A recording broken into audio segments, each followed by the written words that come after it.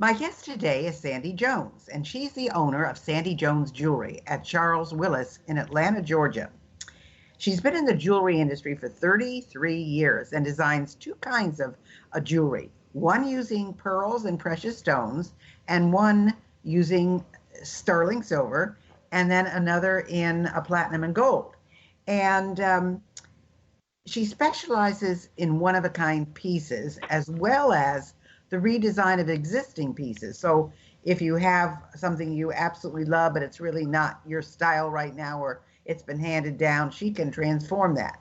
She's been married almost 36 years and has three grown children, two grandsons, and is a passionate gardener. And she loves hydrangeas, hostas, orchids, lilies, English ivy, gardenias, and she loves to travel. Welcome, Sandy.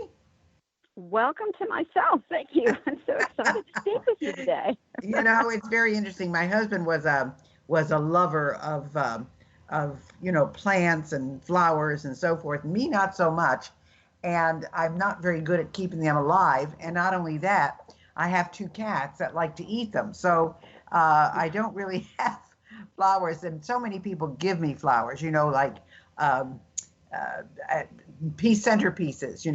When I go to something Sure. honored, they give me the centerpiece, and I say I'd love to take it home, but there's nothing I can do with it. So anyway, you've got this jewelry business, and I've met you, and I've seen some of your pieces.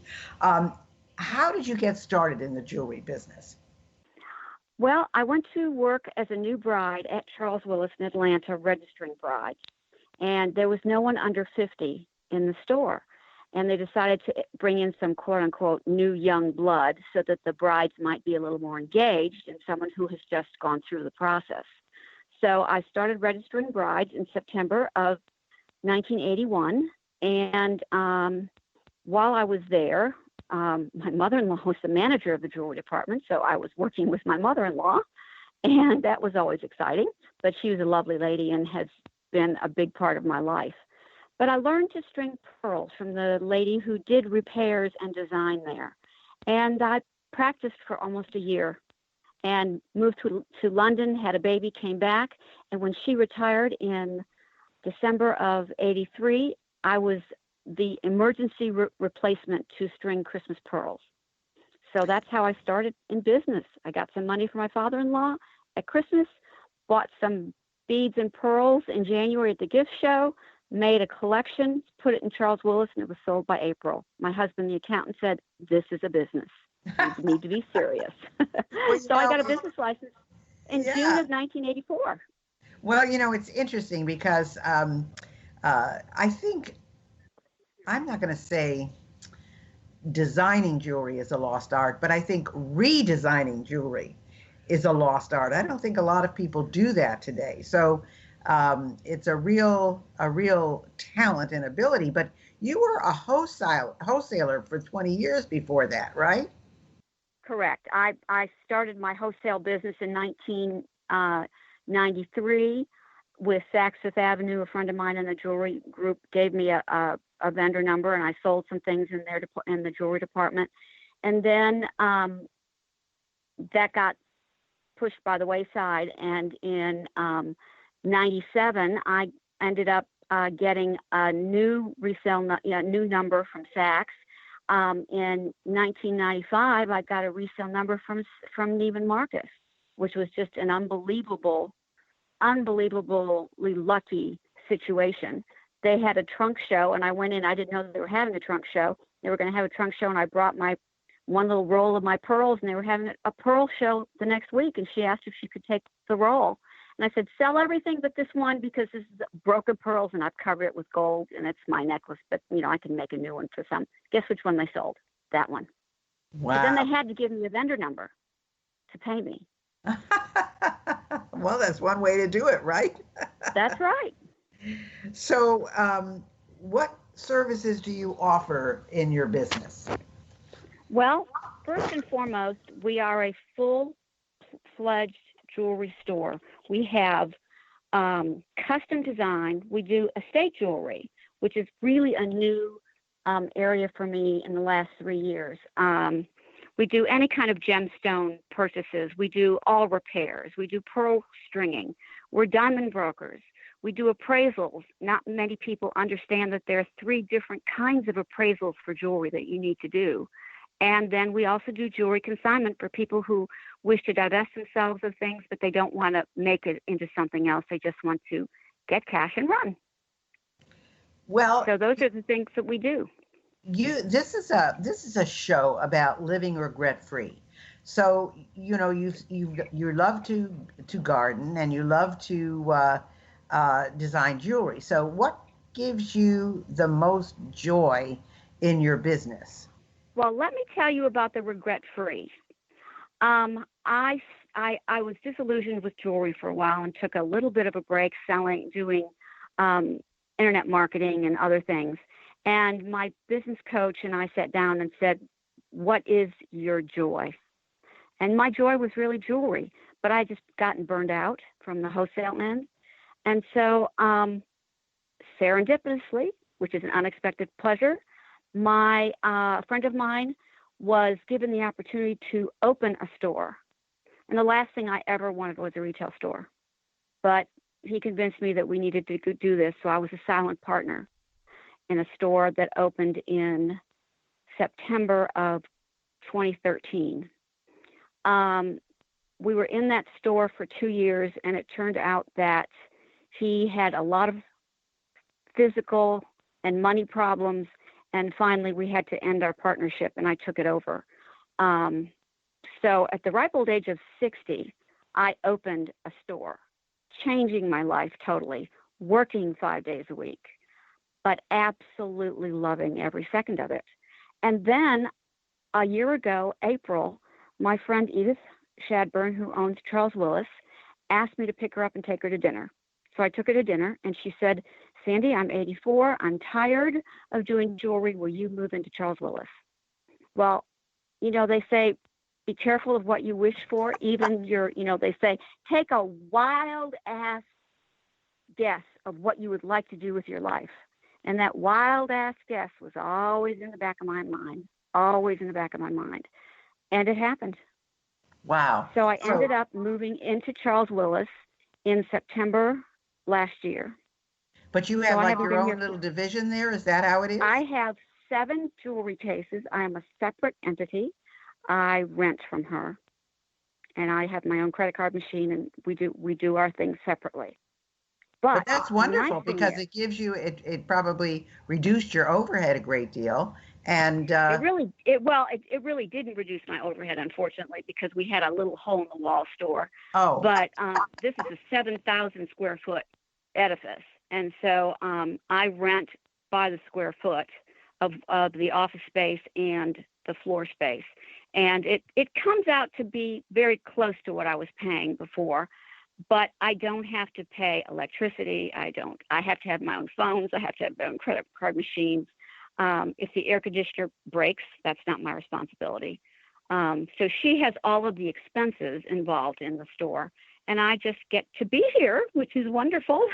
And amazingly, so many people walk in the door and I know them. I've been here for 36 years. Sure. So it's fun. And so many people have no idea that I did this. Not a clue. And Charles Willis used to be the fine jewelry store in Atlanta. And in the last 15 years, the interest waned. The old owner died. Edith took over.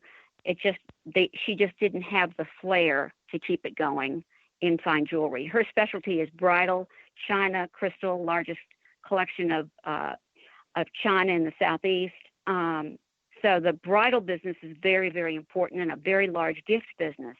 Jewelry sort of fell down by the wayside. So I have brought fine jewelry back after 35 years to Charles Willis. Well, now, when did this business with horticulture become an important part of your life? Because that gives you a lot of joy, too. Well, yes, my mother was always very interested in her garden, but she had people who always worked for her and did the gardening. But she was a county commissioner in Chicago, in Cook County, and was able to get for the Botanic Garden 83 contiguous acres of property to the Chicago Botanical Garden. And that was an developed savanna from prehistoric times. It had never been lived on. So the amount of plants that are indigenous to Illinois since the Ice Age have been found there. And it's such an important thing. And then she paid to put the fence around it to protect it so people couldn't ruin it. And so I sort of come by it naturally, although my mother never physically did any of the work. When I came to Atlanta, I always physically did the work. And I had a wonderful sister-in-law, Tandy Simmons, who was the queen of ivies in Atlanta, and she won all sorts of ivy trophies. And she taught me how to keep the ivy alive. She also taught me how to keep orchids alive. So now I have an extensive ivy collection and an extensive orchid collection. And I grow the orchids inside on light big shelves, and then when they're blooming, they go around the house. And she was very ill, and she sort of gave a challenge to me. She said, Sandy, you're a big fish in a little pond, because then I took over from her, and I was able to win all of these trophies in ivy. And she said, you're just, you wouldn't be able to compete in the big show in Philadelphia. Don't ever challenge me, because I called them, I registered, I drove for 2 days with the plants. I had to stop halfway through in a snowstorm, bring the plants inside the hotel room, put them back in the car, go to Philadelphia. I won more ribbons as a novice person than anyone in the history of 170 years of the Philadelphia Flower Show. I won 56 ribbons. Wow. In one show? In one show. They have 3 sessions of the show.